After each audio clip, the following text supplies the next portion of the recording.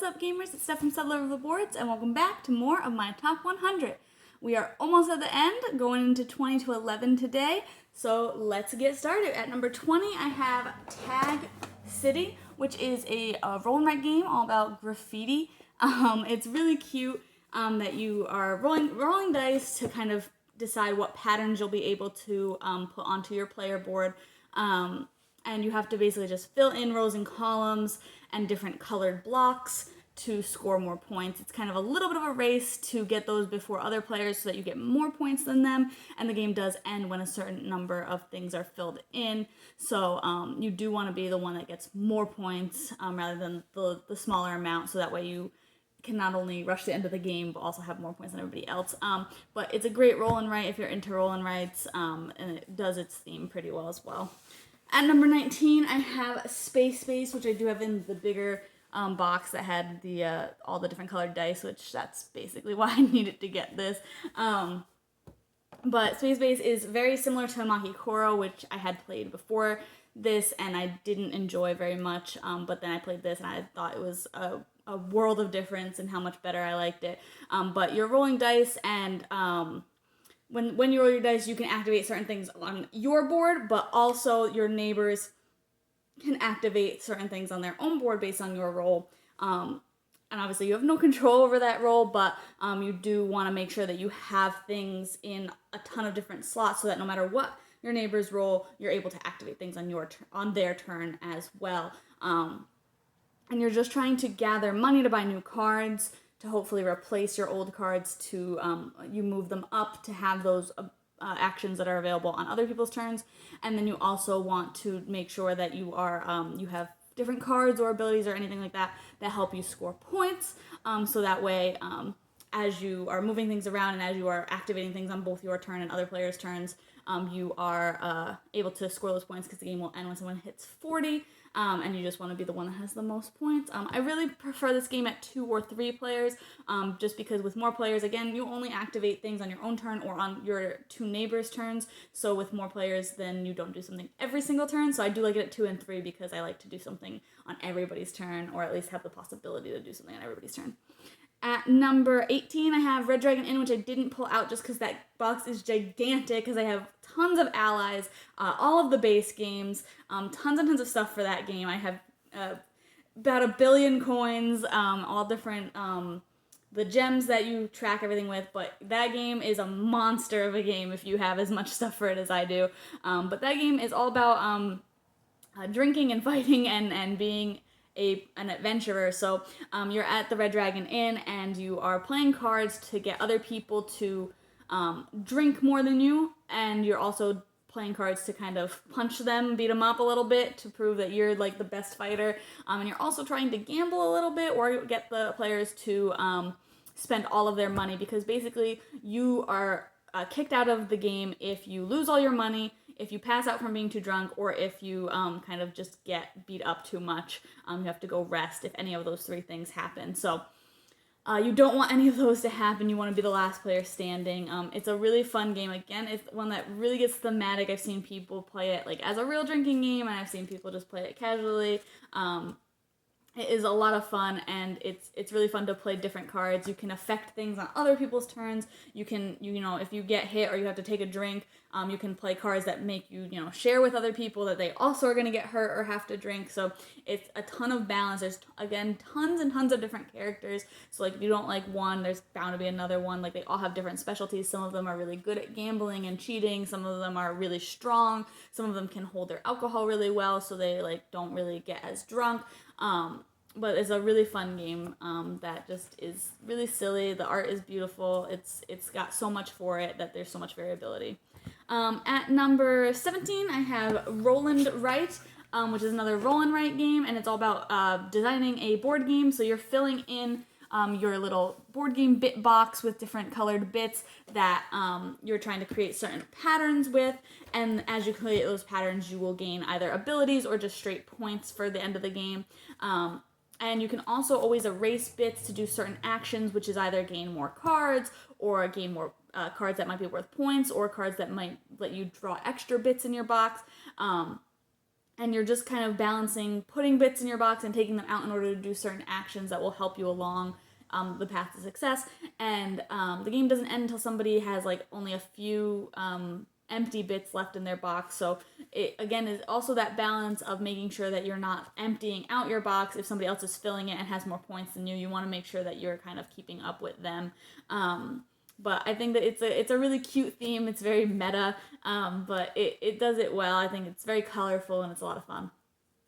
At number 16, I have Unlock. I just pulled out one of the ones that I have. I have a ton of these. I pulled out the Timeless Adventure ones, which actually I haven't played yet because I just got it recently. But there's a ton of small box ones, and there's a ton of big box ones like this that have multiple in one box. There's also a new Star Wars one, which I have, but I haven't played yet. And they're basically just like the last portion of the list, I think it was, or maybe 2 videos ago, we talked about Escape Room in a Box. These are very similar. They are also escape room-esque games in a box. And I think that they just do it really, really, really well. This one actually utilizes an app, which I know a lot of people aren't a fan of, but I really like it, and I'm hoping, that nothing ever happens where the app doesn't work anymore, because then, yes, this game wouldn't be very useful. But as far as it is now, I can play them all, and I absolutely love it. The app is pretty intuitive. It works really well. I haven't had too many problems with it. 1 or 2 of them have been a little bit more difficult because I use a tablet rather than a phone most of the time, so that can be a little bit tricky. But in general, the game is really great. You're just again trying to solve puzzles and riddles and figure out what clues go together so that you can kind of create new things and find new cards in your deck. It's all just, I think, 60 cards in each one, and then some of them do have a little bit of extra stuff, especially the newer ones come with some other papers and things to look at. Again, I don't really want to spoil anything about them too specifically, but they are very much those escape room in a box games. And the puzzles are really fun. Like, there's different levels of difficulty as well. So a lot of the easier ones are great for families, and a lot of the harder ones are really great for those really puzzle-minded people who just want to solve things.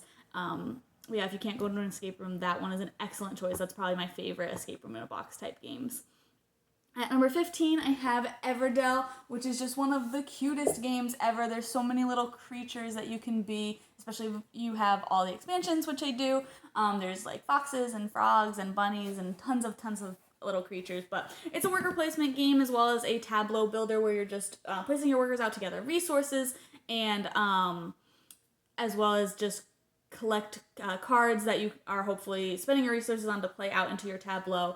You can only have a certain number of cards in your tableau, but those cards are characters and locations that will give you other abilities, whether it's gathering extra resources or just scoring you points or something like that. So it is a balance of gathering the right things because you have a limited number of workers.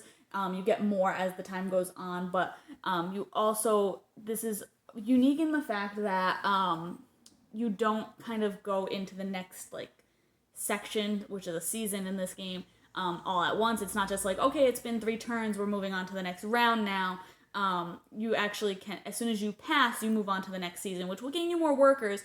But if you pass too early, then all the other players are getting more actions at the end of the game if they still have things to do, because you basically go until you have absolutely nothing to do. So it does have an interesting mechanic in that you might get your workers sooner, but if people haven't moved their workers off the board, then there's still not a lot of options for you to put stuff out. But it's a gorgeous game, and it's just a lot of fun, and it's another one of those games that just has so many different paths that you can take to success that it's very different every time you play. At number 14, I didn't pull it out because, again, I have a really big box for it. A lot of the things that I have are in collector's boxes that are just too big and heavy. But number 14 is Mystic Veil, which I have in the giant conclave box. And that is a deck builder, sort of. I guess some people don't consider it a deck builder because instead of having, a deck of cards that you then slowly add more and more cards to, that it gets bigger and bigger, you just have a deck of, I think, 20 cards it is, that are sleeved, and you add adjustments to those cards so that you always have 20 cards, but they have different things on them every time. So that one's really, really neat in that fact that they are, the cards are changing as you're playing rather than, again, gaining other cards. So you'll always have those certain cards in there. You just have to, it's a matter of having them come out in the right order. The other cool thing about that one is that you start with cards like on top of your deck that you can choose to like push your luck and keep playing into your play area, or you can stop, because if you have a certain number of like, I'm not 100% sure what they're called, but like bad symbols, you bust and then you can't actually take your turn. So it is a little bit of push your luck in that aspect, but that's a very light element of it, and it's mostly just gathering, playing enough cards so that you can hopefully get the better add-ons for the cards and have a really, really amazing deck that you can kind of play tons of cards each turn with. Yeah, and then at number 13, I have Role Player, which is, again, in, like, one of the bigger boxes, and is not in the traditional box it once came in. But that one has, it's very similar to Sagrado, which I may or may not be talking about in the future. But it's in that you're rolling dice each turn, and you're gathering them and trying to fill them into a board that you have in a certain way. You want certain colors in certain places, certain numbers in certain places, and there's just a few different ways to score points based on where dice are, what colors they are, and if they kind of match your goals, because everybody has their own personal set of goals, and you have your own personal backstory, which is really neat, just like a role-playing game. And then you're also trying to gather different cards, which is like armor or items or other things that might give you abilities or might just help you score points if you have certain sets of things at the end of the game. This is another one, like I said, for a lot of things that has a lot of balance in that, like, you can't always just take, like, oh, I need this 6 because, like, the color might not match what you need, or I need to get more money, but then if you're taking something that is giving you money, you might not get a die that's actually very useful for you. But it's amazing that the way that it does its theme, so that's like a big seller for me on that one. At number 12, I have Cowboy Bebop Space Serenade, which is a deck building game where you have minis of all of the characters, even if you're not playing as them. So even in a 2-player game, you're going to have all 4 minis out on the board. And they are traveling from the Bebop, which is their spaceship, to different planets to defeat villains, defeat villains, but they're also, I think, bounty hunters, so they're collecting the villains, which are going to help you score points. But you're building your deck and trying to get things that will help you get fuel, which will let you move to the different areas out on the board, and then also get money to buy more cards, and then you each have your own abilities, and if you're in the same location as other players, they have abilities that you can use as well as their own special ability that only they are allowed to activate. So that's why you also use all of the character standees, even if you do have less than 4 players. So that's really neat in that aspect. And then after a certain point, the like big bad comes out. His name is Vicious, and he is a lot harder to defeat. So it's semi-cooperative in the fact that, like, if Vicious is out for a certain amount of turns and a deck runs out, nobody wins. So you do want to make sure that you're ganging up on him, but at the same time, only one player wins, whoever has the most points. So you don't want to make it too easy for other players to get those points where when you're not maybe able to hit him or do anything to him in a turn. So there's a little bit of balance in that. But another one that does its theme really well, I really, really like that mechanic of moving the characters all over the place. You can also sometimes move other characters, whether they're playable characters or ones that are just, in the game. So that's really cool that you can also like manipulate that in order to use certain abilities that are out there. And finally, for this portion of the list, I have another deck builder, Heart of Crown, which is another game that I have a ton of stuff for. This is not the only box that I have for it. But again, it's another deck builder where you're trying to collect a bunch of cards into your deck to get enough money to buy better and better cards, as well as eventually back a princess, and you're basically saying, like, this is the princess that will eventually go on to be the queen, and you want her to be the most successful princess out of all of them. There's always different choices in the princesses that are out. Even if you have a full player count game, there's options for which princess you can back. You don't have to, you're not limited based on how many players or anything like that.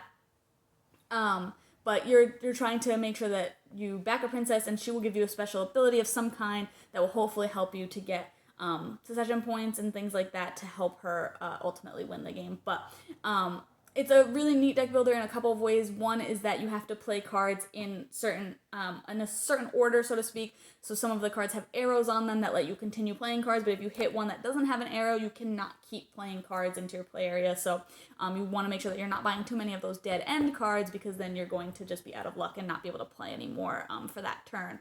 In addition to that, it's really interesting in how it switches gears midway through the game. So you're collecting cards into your deck for a really long time, and then once you back a princess, you're buying Secession cards, which are purely to cycle through your deck and play for that princess, and that's how you earn points. You don't want to buy those cards too early because they're not useful in your deck for anything else. Before you back a princess, they're just dead cards. So flooding your deck with them early is just going to make it so that you're not doing as much on your turn. So it is really cool in how it shifts midway through the game to do something completely different. It's got a really cute anime style. I know a lot of people aren't into that, but it is adorable, and mechanically it's a really, really solid deck builder. Definitely one of my favorites. But that's it for this portion of the list. Make sure that you check out the full list over on the blog, and then tune in for the very last video coming soon. Thanks.